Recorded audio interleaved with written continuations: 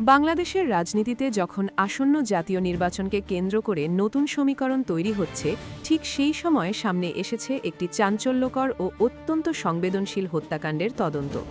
অন্তর্বর্তীকালীন সরকারের তত্ত্বাবধানে ড.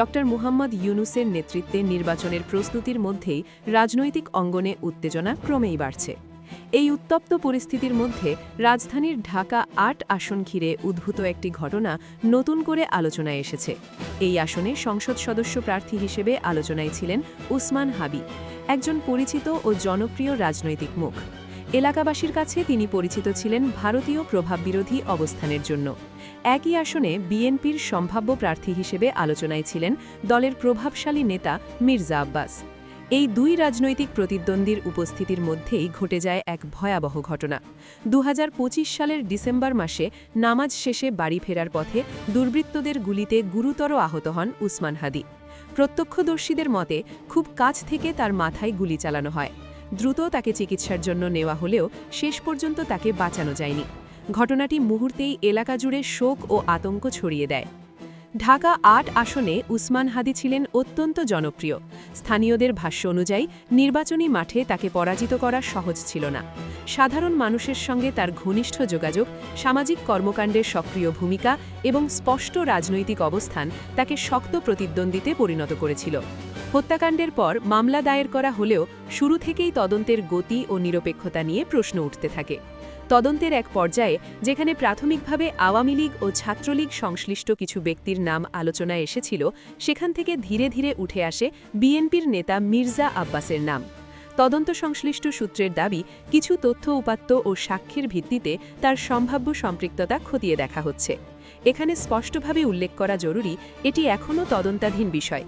আদালতের মাধ্যমে এখনও কোনো চূড়ান্ত রায় ঘোষণা করা হয়নি। তবে তদন্ত সূত্রের ভাষ্য অনুযায়ী ঢাকা ৮ আসনের রাজনৈতিক প্রতিযোগিতায় উসমান হাদিকে সরিয়ে দেওয়ার একটি পরিকল্পনার অভিযোগ সামনে এসেছে। তদন্তে আওয়ামী লীগ ও ছাত্রলীগের কিছু নেতাকর্মীর সঙ্গে রাজনৈতিক সমঝোতা বা আতাতের অভিযোগও উঠে এসেছে।